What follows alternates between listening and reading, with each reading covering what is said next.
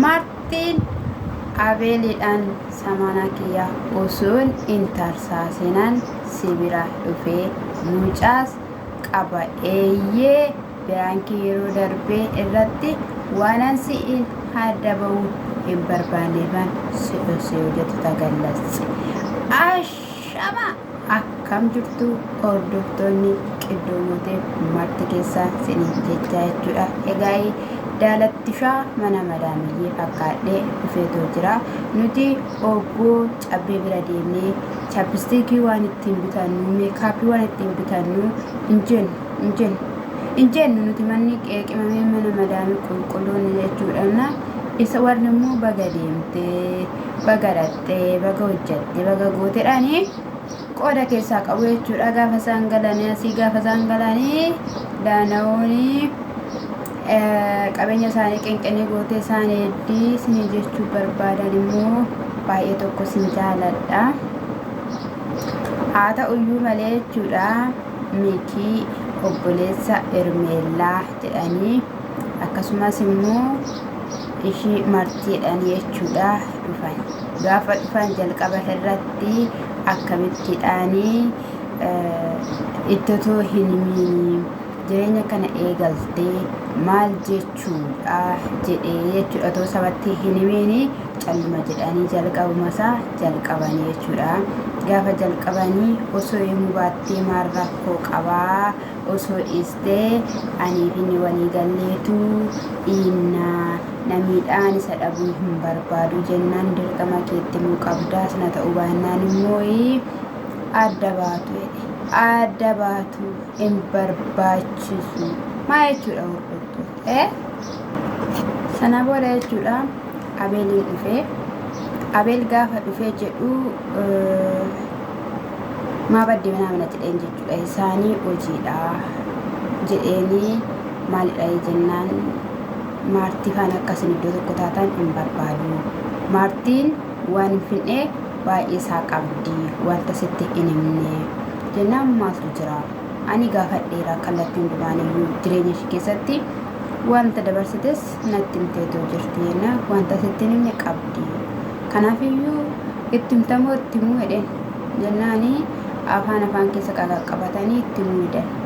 Gaafa itti himuu didan maalidha natti himaa baay'ee dhiphisaa jirtu na cannaqaa jirtu waan ta'eef dhaga'uun barbaada natti himaa jedheenii yeroo kana keessatti biraankii inni ishiin jettee haasawaa yeroo darbe ture biraankii miti dhugumayyuu dhala qabdi garuu jaalallee hin qabdi jennaan jaalallee osoo hin qabaatiin dhala qabdi jechuun maal jechuudha reeti jennaanii fidhe ture samana ishii hin tarsaasne. Isa kanaaf immoo mucaan isa jira ati immoo asii immoo lammata immoo yeroo si afaan immoo eegalte immoo akkamidha akkati miidhamtu hin barbaadu ati anaa fi goddanyaa kiyyadha. Ishiinis immoo obboleettii kooti waan ta'eef boru qusaa qulturii akkasiin fiddanii dhuftanii matumayyuu hin barbaadu jedheenii jechuudha. Akkamittiin akka jechuu dandeesse maartii waliin hin haasofne anii fi ati wanta jiru hundumayyuu waliin hin galle maana dhoksite kakattee maariyaamiin jettee natti himne ati hin qabu dhala jettee jennaanii si dhabuu hin barbaadu. Akka ta'e siyyuu na jalaa dhattu waan hin feeneef jecha si dhoksee suuta jedhee sitti hima jedheeni. Mikiin immoo suuta jedhee maalsa akkana himuu dhufte ani abeelidhaan dhabee jiraachuu hin barbaadu jennaan.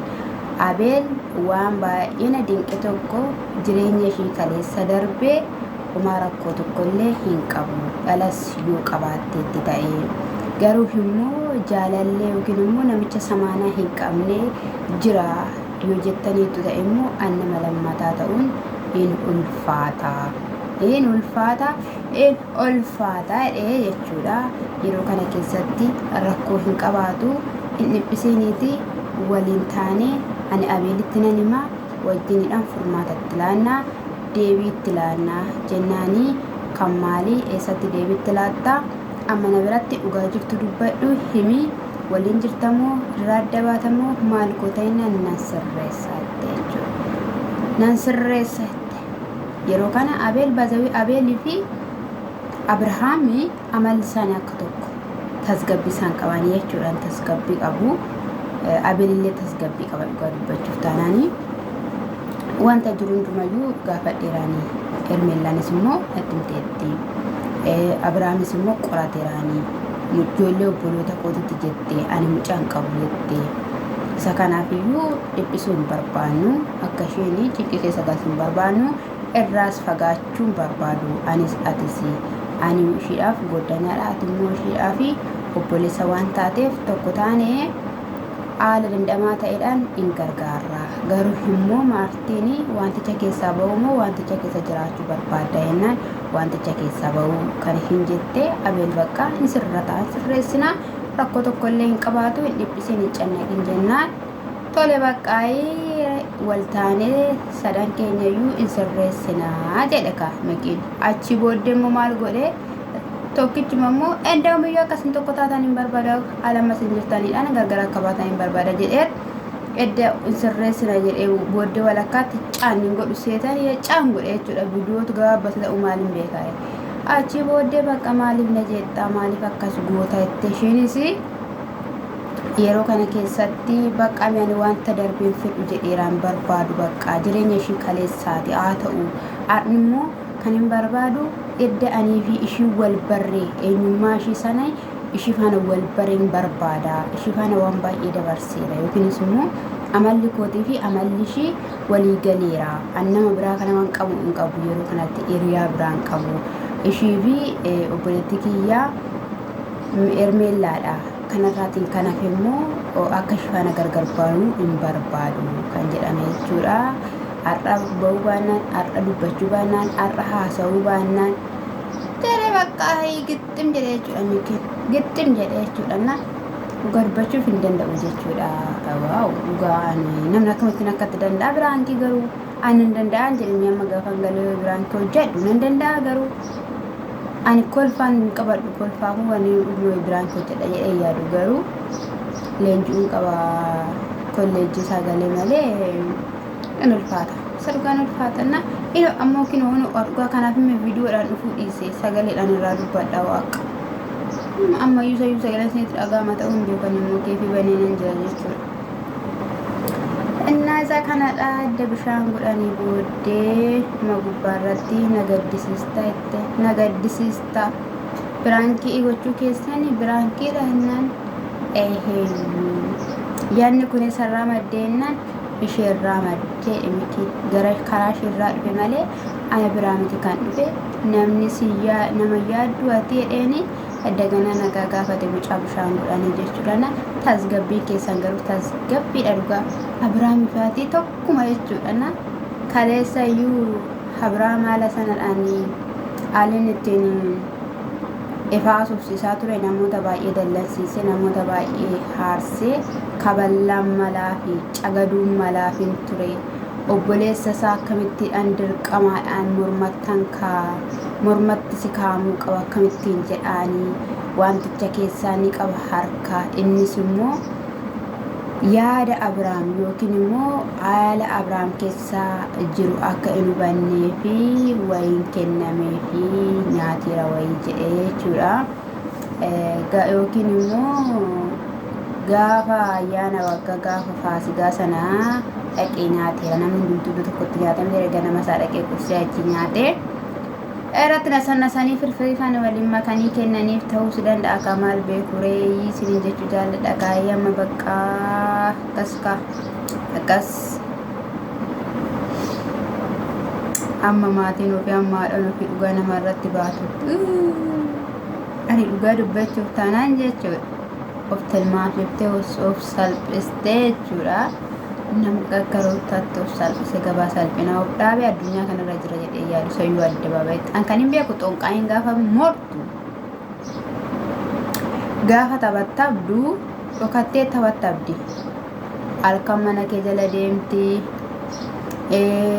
akka carraa fa'ii qabdanii beektu akka carraa fa'ii qabamti baazawwee jechuudha mandaruma kee keessaa akka carraa dallaa fa'ii jala gaafa deemtu qabamti baadiyyaa kana keessatti akkasitti namoonni yeroo baay'ee qabamanii jiru jechuudha ani halkanni jechuudha nama mana citaatti kirbiitii caaree wajjiniin qabamee bishaan itti nam'ee akkasitti namni sun kaasaasamee beeka nama baadiyyaa biyya keenya irraa jechuudha. Beeka akkasitti hojjeta. Isaan kun immoo isarratti hojjetu ture miidiyaa irratti hojjetu jechuudha. Osoo dhugaa dubbachuuf taanaan jechuudha amma Abrahaam jechuudha. Gaazexeessitoonni jiru miti warri nama hordofanii Ruutaa fi Ifaan eessa akka deemaa oolan maal akka hojjechaa oolanii osoo hordofsiisanii dhugaadha naa nyaatu toosaa mana xunqaa'ee dhaqanii yookiin toosaa waa godhanu in argamu jechuudha. Ani baazawee bara koo keessatti wanti tokko naquun namira taanaan qaxxedhee gaazexeessitoota biraan dhaqaa jechuudha. Amma barbaade jummaaf hin kaffalamneef daftanii deebii argattu waan akkasii gatii isin hin baasisu jechuudha. Asumaan iyyuu shaamarran keenya ergaan isinii dhaamu tokko jiraate ijoolleen Oromoo illee garuu waan akkanaa hin hojjetanii keessattiyyuu ijoollee Amaariffaa fi magaalaa Finfinnee keessatti waan akkanaa hordoffii garaagaraa hin taasisu jechuudha. Amma yeroo darbe ka'ee jechuudha duduu walii keessaa mucayyoo tokko xabaasaa fuulli ishii xabaasa'ee meekaappiidhaan fuula ishii yeroo hunduma dhofkattee deemtu gaaf kamiyyuu jedhee abbaa manaanii yookiin immoo hiriyaan ishii akka ittiin argeen beeku meekaappiin irraa bu'een beeku hordoffii irratti taasisee sanaa booddee dhiqadhu waati dhiqatteetto ta'e badhaasni sii kennama jennaanii dhiqatamee irraa bahuu didee bishaan inni itti dhiqattee irraa bahuu didee dhiyoo kanadha guyyaa 2-3 caala yoo jiru dhiqattee irraa bahuu didee achi booddee kennaa fidee dhufetti darbatee lammata naannoo koongaa'in jedhetti seeratee biraa kutee jechuudha. Argitanii kanaaf iyyuu amma fakkeenyaaf as teessanii dhiirayyuu shakkitu yoo ta'e jechuudha. Dhiira tokko shakkitu yoo ta'e hordofsiifachuu hin dandeessu. Obboleessa keessanis haa ta'u abbaatti sixxan hordofsiifachuu hin dandeessu jechuudha. Warri abbaa manaa keessaa shakkitan jechuudha. Garuu yeroon akkasiin jedhu shakkaas hin jechuu komiti. Shakkiin mana namaa diiga shakkiin rakkoodha waanta ta'eef jechuudha. Garuu hojii kana hojjechuu hin dandeessu. Maaltu gatii sin baasisee maaltu nama faana sin mankaraasise. Eessa akka inni dhaqu yoo waan tokko shakkitanii wanti tokko siniin falmata ta'e gaazexeessitoota bira deema. Hojjetanii simbiraan ga'u jechuudha. Hojjetanii simbiraan ni ga'u qarshii bichaa kaffaltu malee sinii jechuudha. Sinii hordofanii lafa ta'e iddoo ta'e sinii seenanii maal osoo hojjetanuu maal osoo godhanuu jechuudha.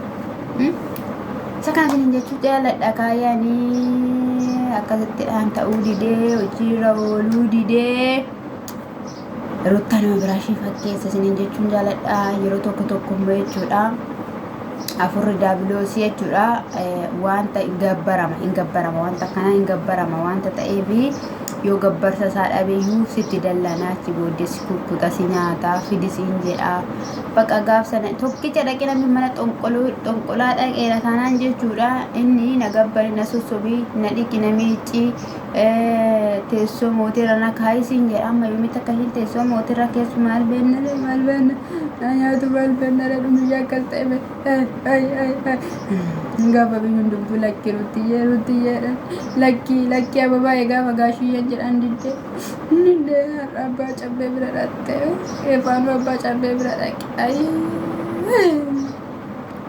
nasa kaname ani baay'ee sin jaaladha baay'ee sin kabajaa qulqulluun akka mana madaamii jirti qulqulluu bakka qulqulluu dhugaa rabbiin siin qulqulluun akka shamarran mana madaamii keessa jirtu hin jirtu kan dabqashee dhangalaaftee waan fiddu dhugaadhaan kan fiddee kinoo jetta dhiiga ishee dhangalaaftee qusaaqusuriin sobuu kan hin beekne atuu kan hin beekne kachette dabqasheetti haaloo kan baatu humna isheetti haaloo kan baatu kan akka shamarree biyya arabaan jiru. Amisu baay'ee tokko sin jaaladha.